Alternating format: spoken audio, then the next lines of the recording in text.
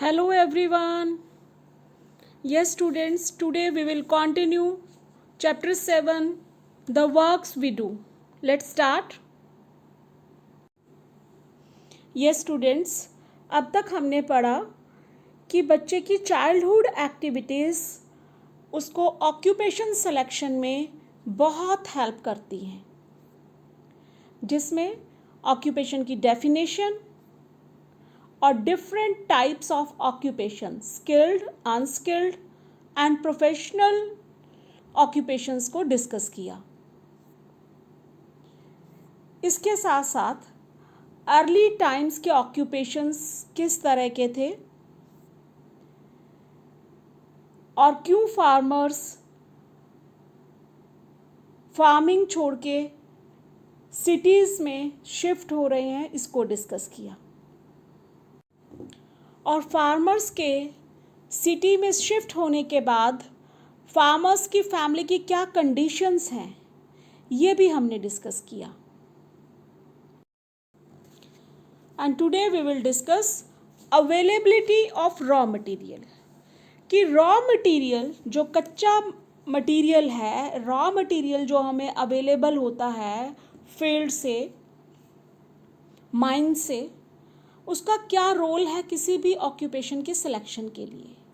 Let's see, the availability of raw material plays an important role in the occupation of the people, कि जो raw material available होता है उसका बहुत ही important role होता है किसी भी पर्सन की ऑक्यूपेशन के लिए। For example, the life of people of Mizoram revolves around bamboo as it grows in abundance there.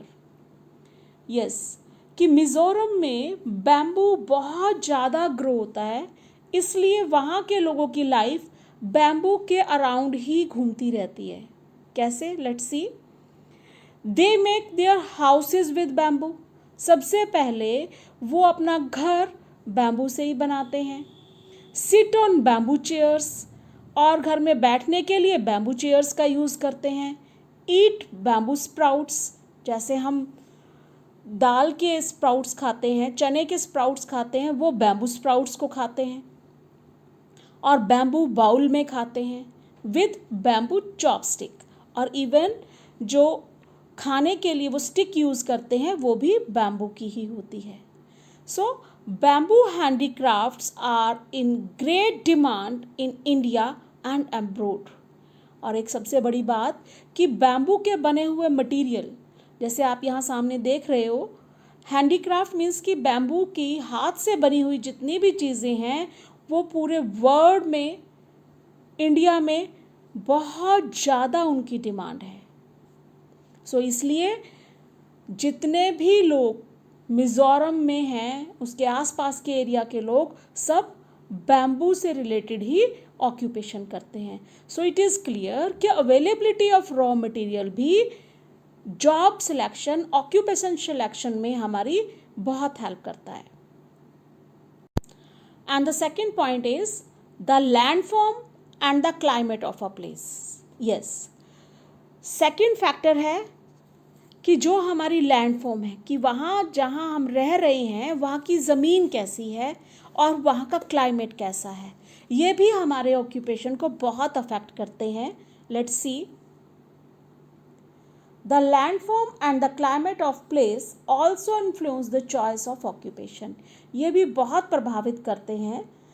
गुजाराज are the gypsies of Himalayas, Gujjars Himalaya के जिप्सीज है। हिमालय माउंटेन्स की बात कर रहे हैं बेटा, और जिप्सीज मीन्स नोमैड्स, घूमने वाले, घुमंतु जिसे बोल देते हैं, खाना बदोश, कि वो लोग एक पर्टिकुलर प्लेस पे नहीं रहते, कभी कहीं रहते हैं, कभी कहीं रहते हैं। तो Gujjars are the gypsies of Himalayas. In winters these nomads move down to green pastures from the snow covered mountains. Winters में ये क्या करते हैं, अपने शीप और गोट के साथ ग्रीन पैस्चर्स में आ जाते हैं। ग्रीन पैस्चर्स मीन्स कि देखो हिल स्टेशंस पे तो सारे स्नो कवर्ड माउंटेन्स होती है, यानी कि जितने भी पहाड़ हैं माउंटेन्स पे उस टाइम स्नो हो जाती है। तो ये अपने शीप के साथ, गॉट के फ्लॉक के साथ, पूरे झुंड के साथ ये माउंटेन से नीचे आ जाते हैं जहाँ पर ग्रीन ग्रास अवेलेबल होती है। They live on the money they earn from selling milk, wool etcetera. और ये क्या करते हैं कि इनके पास वही पैसा होता है जो पैसे ये दूध या वूल सेल करके बनाते हैं। मीन्स कि जो शीप और गोट इनके पास है उसी से ही ये अपनी मनी अर्न करते हैं। इनका मेन ऑक्यूपेशन, मेन अर्निंग कहाँ से हो रही है? Selling milk and wool etcetera. So it is clear कि लैंड फॉर्म और क्लाइमेट ऑफ प्लेस भी ऑक्यूपेशन पे अफेक्ट डालता है। New occupations, the development in science and technology brought in many new occupations और professions.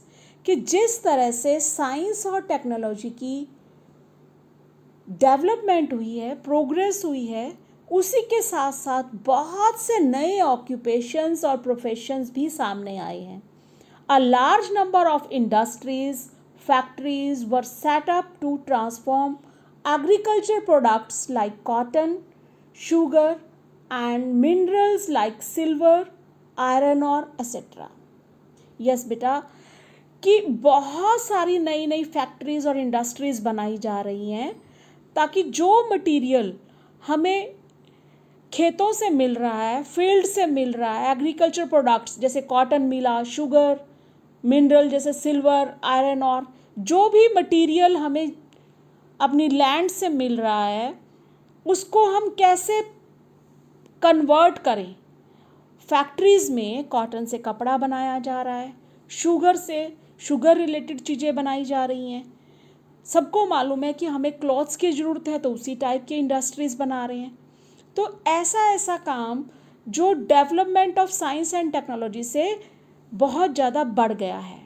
Many people started working in factories, और बहुत से लोगों ने अब फैक्ट्रीज में काम करना शुरू कर दिया है, and living in near by cities और टाउन, और वो फैक्ट्रीज के आसपास के एरिया में ही रहना पसंद करते हैं। फैक्ट्री के आसपास की किसी सिटी में या फिर टाउन में ही वो अपना घर लेते हैं। दे नीडिड हाउसिंग, अब देखो उन्हें घर चाहिए, एजुकेशन, उनकी फैमिली के जो बच्चे हैं उनको पढ़ने के लिए भी एजुकेशन चाहिए तो वहाँ स्कूल भी होंगे, उन लोगों की हेल्थ की केयर के लिए हॉस्पिटल भी चाहिए, आसपास साफ़ सफाई भी चाहिए, सैनिटेशन, मार्केट्स, क्योंकि हर रोज़ छोटी छोटी चीज़ों की ज़रूरत होती है तो मार्केट्स भी अवेलेबल होनी चाहिए, ट्रांसपोर्ट्स एंड रोड्स, कि हर एक काम उनका कहीं आना जाना, रहना, उनके लिए रोड्स बनाना, उनकी दवाइयों की केयर करना, ये सब चीज़ें जहाँ लोग रहेंगे आसपास के लोगों के लिए नए ऑक्यूपेशन डेवलप हो जाते हैं। यानी कि मार्केट में जिस चीज़ की ज़रूरत होगी उसी की नई शॉप खुल जाएगी। उन लोगों को पढ़ाई करवाने के लिए, एजुकेशन देने के लिए कुछ नए स्कूल खुल सकते हैं, तो बहुत सारे टीचर्स को जॉब मिल जाएगी। मीन्स कि जिस एरिया में जो लोग रहेंगे, जिस चीज़ की ज़रूरत होगी तो वहाँ नए ऑक्यूपेशंस भी खुल जाते हैं। Hence people of different occupations were needed like masons, जैसे अभी हमने डिस्कस किया, घर बनाने के लिए अब हमें मिस्त्री की ज़रूरत पड़ेगी, आर्किटेक्ट्स की ज़रूरत पड़ेगी, इंजीनियर्स की, डिज़ाइनर की, और स्कूल्स में टीचर्स की, हॉस्पिटल में डॉक्टर्स की, नर्सेज की, सैनिटेशन के लिए सफाई की, एंड सेल्समैन, अगर मार्केट होगी तो वहाँ सेल्समैन चाहिए। ट्रांसपोर्ट में हमें, यहाँ ट्रांसपोर्ट के डिस्कस किया था ना, तो ट्रांसपोर्ट्स में हमें ड्राइवर्स की ज़रूरत चाहिएगी। तो मतलब कि एक काम से दूसरा काम रिलेट हो जाता है। साइंस एंड टेक्नोलॉजी की डेवलपमेंट की वजह से बहुत से नए ऑक्यूपेशन को भी स्पेस मिल गई है। Do you know students, iron and steel is a basic industry जो हमारा आयरन है, लोहा और स्टील, ये किसी भी इंडस्ट्री के बेसिक हैं। मतलब सबसे पहले कोई भी इंडस्ट्री के लिए हमें आयरन और स्टील की ज़रूरत होती है। इट यूजेस आयरन और for making industrial machinery, electrical machinery, defence equipment, railway tracks, railway engines, bridges, dams, cars, buses, trucks and many other goods। Means कि आयरन और स्टील से बहुत से काम हो जाते हैं, बहुत सारी डिफरेंट मशीनरीज बनती हैं इंडस्ट्रीज़ के लिए, बिजली से रिलेटेड, डिफेंस इक्विपमेंट मीन्स कि अगर कोई हमारी आर्मी को, एयरफोर्स को कोई भी इक्विपमेंट्स की ज़रूरत है तो वहाँ पर भी आयरन और स्टील यूज़ होता है।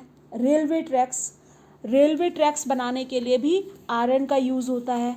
एंड रेलवे इंजन्स, ब्रिज, ये सब बनाने के लिए, कार, बसेस और ट्रक्स, बहुत सारी चीज़ें बनाने के लिए हमें आयरन और स्टील ही यूज़ होता है। इसीलिए हम आयरन और स्टील को बेसिक इंडस्ट्री बोलते हैं।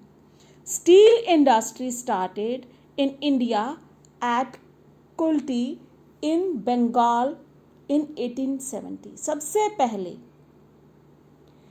इंडिया में बंगाल के अंदर 1870 के अंदर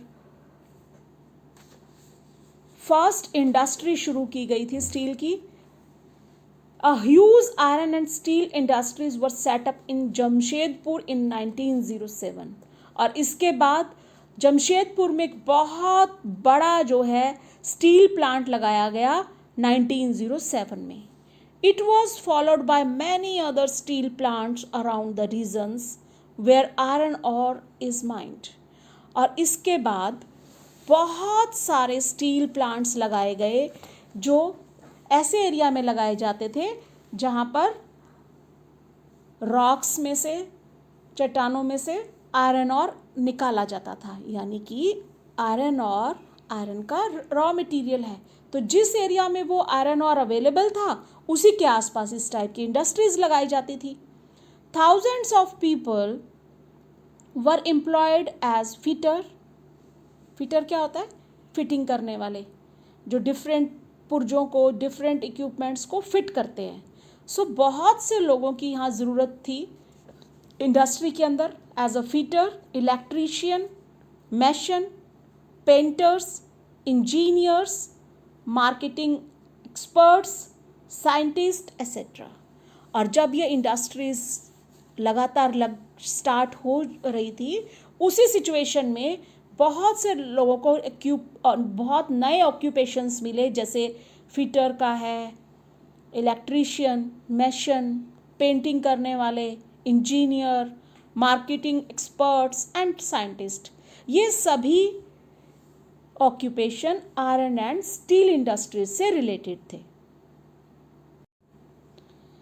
यस बेटा, आई होप यहाँ तक आपको समझ आ गया होगा। So please read again page number 54 and 55 and find the meaning of difficult words. Till then, thank you. Bye.